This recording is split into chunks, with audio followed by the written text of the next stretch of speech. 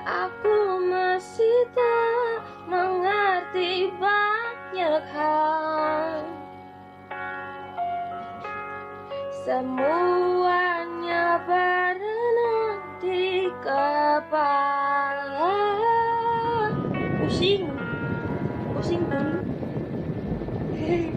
Hai, Assalamualaikum.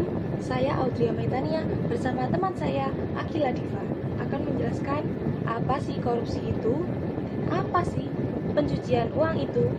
Nah, kita akan menjelaskan apa hubungan dari korupsi dan pencucian uang. Check this out. Apa sih korupsi itu? Apa korupsi? KORUPSI, korupsi. Apa sih korupsi itu? Pasti ketika kita mendengar kata korupsi, pertama kali yang ada di benak kita adalah suatu perbuatan keji yang dilakukan oleh para petinggi negara. Itu ya benar sih, emang benar. Tapi itu juga hal yang haram dan keji yang berimbas kepada rakyat miskin.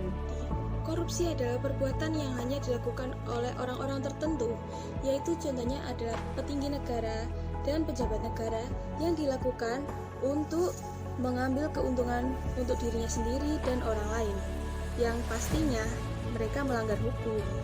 Ada juga yang mengatakan bahwa korupsi adalah perilaku dari pejabat publik, politikus, atau pegawai negeri. Karena mereka dekat dengan kekayaan, dekat dengan kekuasaan, pasti mereka akan melakukan sesuatu yang melebihi dengan kewenangannya untuk memperkaya diri sendiri terutama. Makna lain dari korupsi. Makna kan tidak bermakna. Maksud saya, definisi lain dari korupsi. Korupsi adalah penyelewengan atau penggelapan uang negara atau perusahaan dan sebagainya untuk kepentingan pribadi maupun orang lain. Intinya, korupsi itu adalah perbuatan yang sangatlah berbahaya untuk masa depan negeri. Dan kita harus mencegah adanya upaya kejahatan korupsi yang harus dilakukan sedini mungkin, dimulai dari anak. Salah satu isu penting yang mendapat perhatian dalam upaya mencegah korupsi adalah yaitu menanamkan pendidikan moral anti korupsi di kalangan anak pra-usia sekolah sampai mahasiswa juga tentunya. Terdapat macam-macam dari tindak pidana korupsi atau tipikor. Yang pertama yaitu merugikan keuangan negara. Disebutkan bahwa segala sesuatu yang merugikan negara baik langsung maupun tidak langsung, termasuk kategori perbuatan korupsi. Contohnya yaitu adanya penggunaan fasilitas yang diberikan negara untuk pejabat ataupun pegawai negara sipil, termasuk tentara dan polisi. Tetapi mereka mempergunakannya untuk urusan pribadi yang tidak ada sangkut pautnya dengan pekerjaan. Fasilitas mobil dinas dari negara adalah fasilitas yang kerap digunakan untuk urusan pribadi keluarga, sehingga hal ini dapat dikategorikan atau digolongkan sebagai korupsi. Dua, yaitu suap menyuap. Pasti kalian sudah tidak asing lagi dengan kata ini. Ya, suap menyuap yaitu sangatlah populer dari kalangan para koruptor. Suap menyuap yaitu upaya memuluskan atau meloloskan suatu harapan atau keinginan dari kebutuhan si penyuap dengan memberikan sejumlah uang. Praktik suap yang juga masih sering terjadi yaitu suap di jalan raya atau menyuap oknum aparat polisi lalu lintas agar tidak dikenai hukuman karena lalai dalam adanya peraturan berlalu lintas. Dalam dunia pendidikan muncul pula yang adanya suap menyuap untuk oknum guru terkait dengan penilaian atau raport sekolah agar nilainya naik. 3. Yaitu penggelapan dalam jabatan. Pelaku korupsi jenis ini tentu mereka yang memiliki jabatan tertentu atau kewenangan tertentu saja.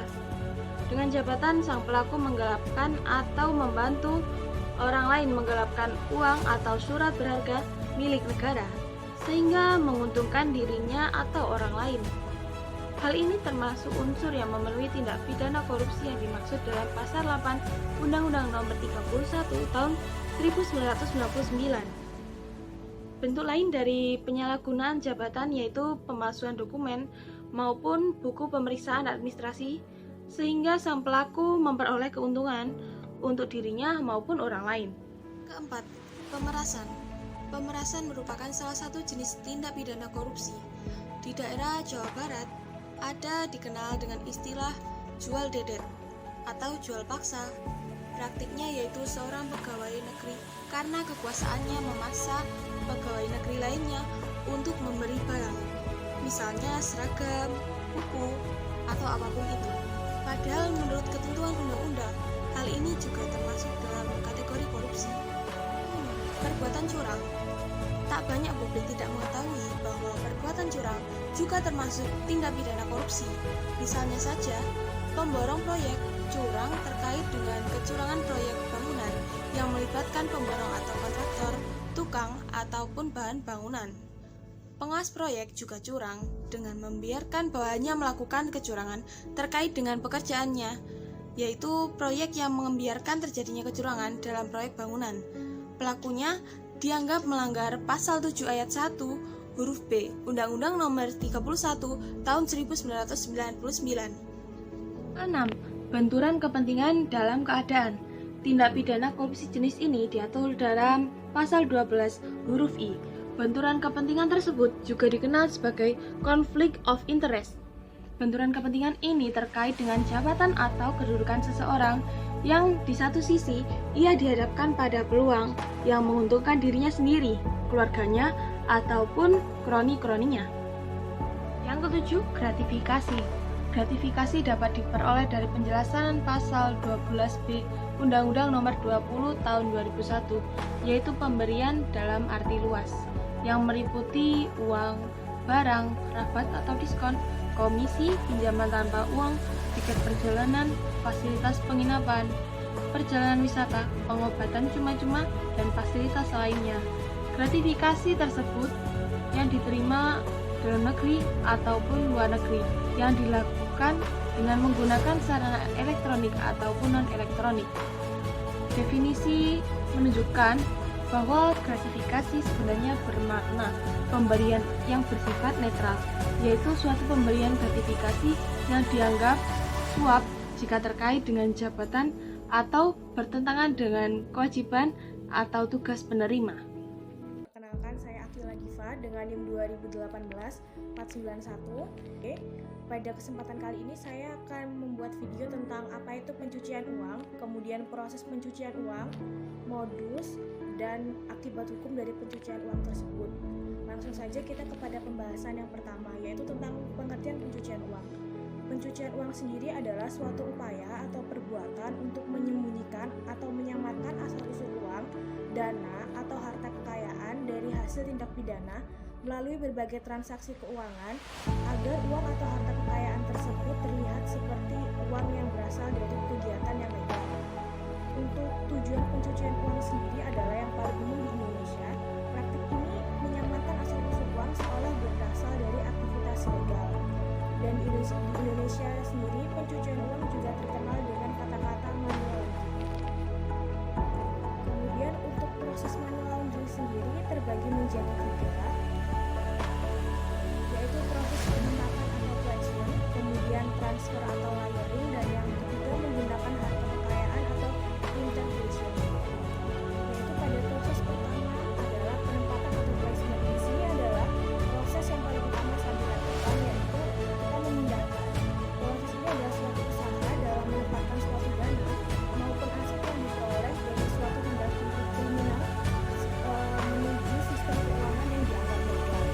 Sistem keuangan tersebut bisa saja berupa penempatan pada suatu bank, kemudian penempatan pada sejumlah usaha atau modal, kemudian kegiatan tersebut diciptakan seolah seperti legal, memberikan kredit atau pembiayaan dengan menjadikan kas sebagai kreditnya. Contoh sederhananya adalah dari proses penempatan pada kegiatan kriminal money laundering ini adalah membeli suatu barang dengan harga yang sangat tinggi untuk mampu memenuhi kebutuhan biayanya. Jadi pada tempat placement ini kebanyakan tersangka melakukan penukaran uang itu pecah-pecah menjadi beberapa akun bank, dan biasanya mereka menyimpannya di akun bank luar negara untuk melacak akun bank luar negeri sedikit-sedikit. Kemudian lanjut pada kegiatan yang kedua, yaitu transfer atau laundering. Setelah melakukan kegiatan yang pertama, yaitu penempatan, maka para oknum pencucian ini umumnya akan melakukan kegiatan transfer atau pengadalan. Proses ini dikerjakan dengan cara memisahkan sejumlah dana hasil pencucian dari sumbernya.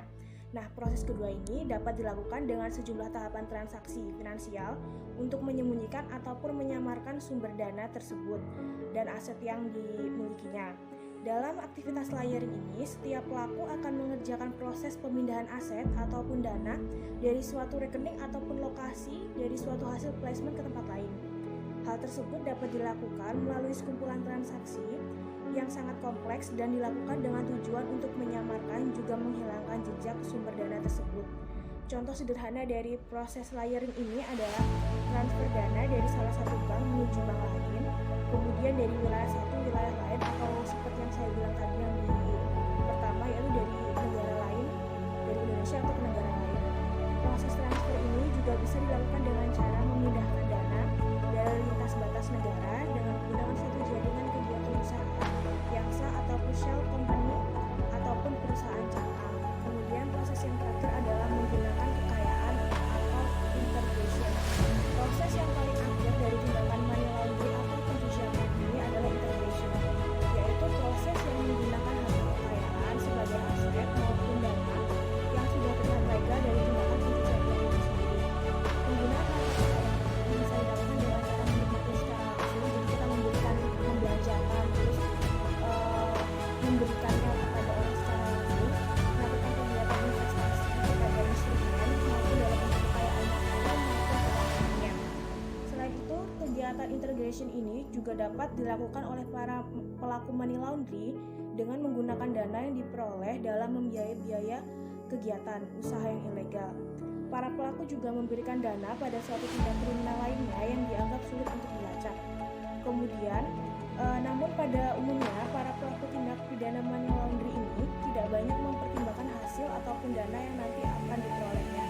Mereka kerap kali menganggap kecil biaya yang harus dikeluarkan agar niatan buruknya bisa dilakukan dan juga menghapus sumber kekayaan yang sudah diperoleh tersebut. Karena tujuan utama dari money laundering itu sendiri adalah memang untuk menggelapkan atau menghilangkan jejak dari sumber aset atau uang yang diperolehnya, sehingga hasil penjualan tersebut bisa diketahui dan digunakan sesuai tanpa khawatir ada pihak yang melakukannya. Kita bisa tahu bahwa mereka melakukan berbagai cara, berbagai tindakan, dan berbagai step-step untuk bisa memindahkan uang yang ilegal tersebut menjadi uang yang legal. Yaitu sekarang lanjut kepada modus dalam melakukan pencucian uang.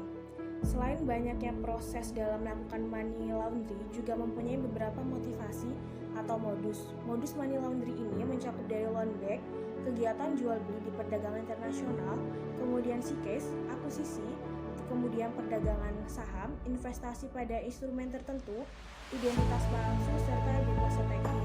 Untuk identitas palsu tersebut itu biasanya mereka menggunakan atas nama orang lain agar rekening mereka tidak mudah terlacak.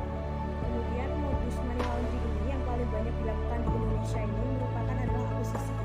Modus ini adalah berupa pengambilan atau suatu saham dengan modus perusahaan yang hendak diakuisisi dalam perusahaan milik pribadi. Contoh sederhananya dari kegiatan money laundering dengan modus akuisisi adalah pembisnis asal Indonesia yang memiliki perusahaan gelap di Cayman Island pada negara tax haven. Keuntungan yang diperoleh di Cayman lalu didepositkan dengan menggunakan nama perusahaan sendiri yang berada di Indonesia.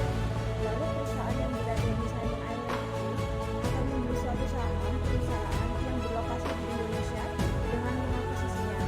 Dengan modus ini, pembisnis tersebut memiliki dana yang dianggap legal karena dana tersebut sudah dicuci dengan kegiatan jual beli perusahaan. Maksud saya jual beli saham perusahaan.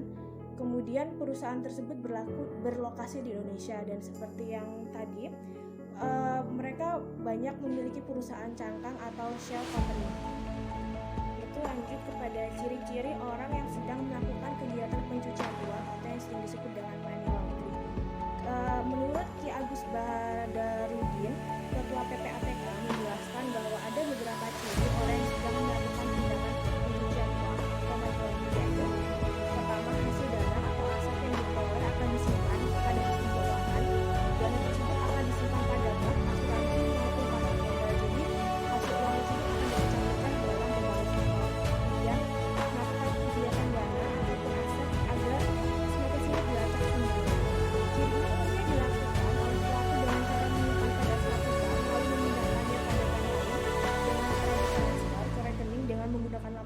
seperti ke rekening asisten, pembantu, dan lain-lain.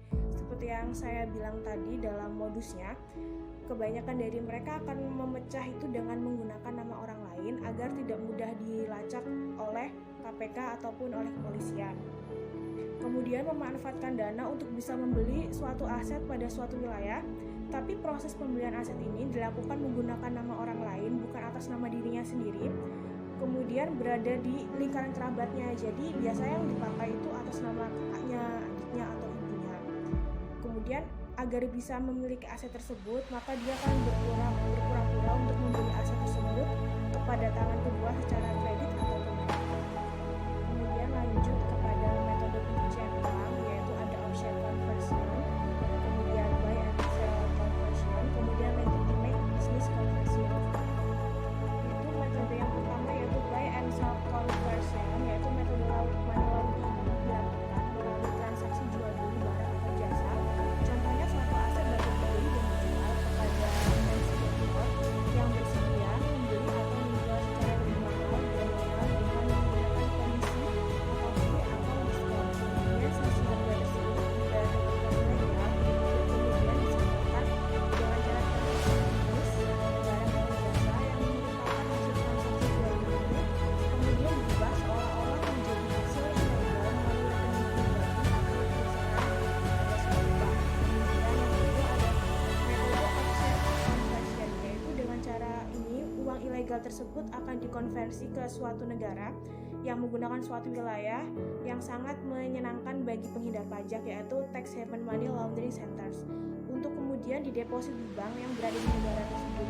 Negara-negara yang menerapkan tax haven tersebut mempunyai sistem hukum perpajakan yang tidak ketat, kemudian terdapat sistem rahasia bank yang sangat ketat sehingga membuat negara yang bersangkutan akan kesulitan untuk melakukan tracking. Kemudian untuk mendukung kegiatan tersebut, para pelaku money laundering ini akan memanfaatkan jasa pengacara yang legal, para ahli angkutan, dan konsultan keuangan untuk melancarkan bisnis. Kemudian yang ketiga ada metode legitimate business conversion. Metode money laundering ini dilakukan pelaku dengan cara menjalankan kegiatan bisnis dengan cara pengambilan atau pengurangan dari suatu hasil uang yang legal. Kemudian dari hasil uang ilegal ini dikonversi dalam transfer atau dalam bentuk cek, dan juga cara pembayaran lainnya dengan tujuan menyimpan di rekening bank atau transfer. Kemudian rekening bank lainnya biasanya para pelaku kegiatan money laundry ini bekerja sama dengan sebuah perusahaan yang mau menampung uang ilegal tersebut agar bisa dimasukkan ke dalam rekening perusahaannya. Yaitu lanjut pada dampak kejahatan dari money laundry. Dampak dari tindak pidana money laundry ini yang dilakukan baik oleh organisasi-organisasi kejahatan ataupun para penjahat individual sangat merugikan masyarakat. Dampak yang ditimbulkan dari money laundry ini adalah yaitu pertama memungkinkan money laundry memungkinkan para penjual dan pengedar narkoba, para penyelundup dan para penjahat lainnya dapat meluas kegiatan operasinya. Tentu saja dengan aksi mereka yang semakin meningkat akan menyebabkan semakin meningkatnya biaya penegakan hukum untuk memberantas dan biaya perawatan serta pengobatan bagi kesehatan para korban atau pencari narkoba. Kemudian kegiatan money laundering ini mempunyai potensi untuk merongrong keuangan masyarakat atau finansial community.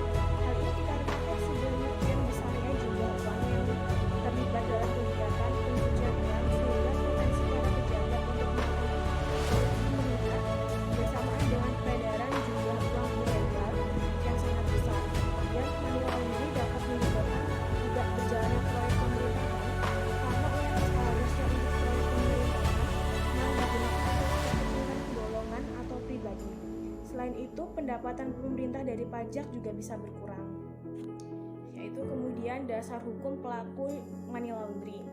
Tindakan kejahatan money laundry ini bukanlah hal yang bisa dianggap enteng karena pelaku bisa memberikan kerugian banyak pada pihak dengan total kerugian yang besar.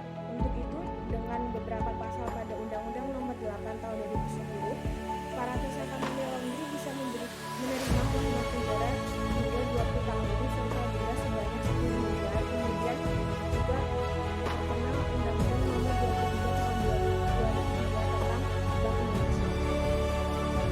Penjelasan saya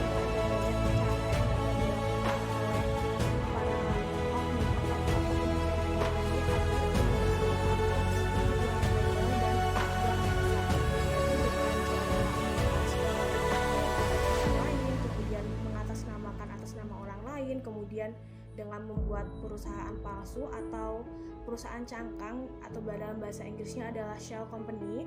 Kemudian juga dia bisa membuat kartel narkoba bahkan, dan juga memiliki dampak yang sangat merugikan bangsa Indonesia, karena dalam proses money laundry ini yang seharusnya uang untuk pembangunan proyek atau infrastruktur malah menjadi terhambat dan juga menimbulkan kesenjangan sosial bagi masyarakat di Indonesia.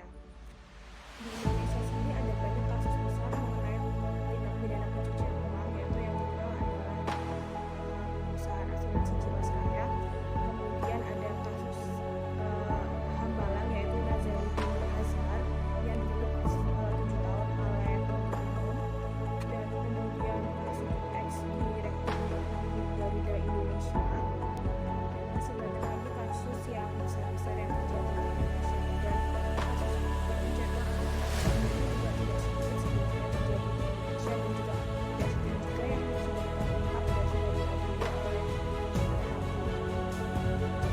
Kemudian saya akan melanjutkan tentang hubungan tindak pidana korupsi dan tindak pidana pencucian uang.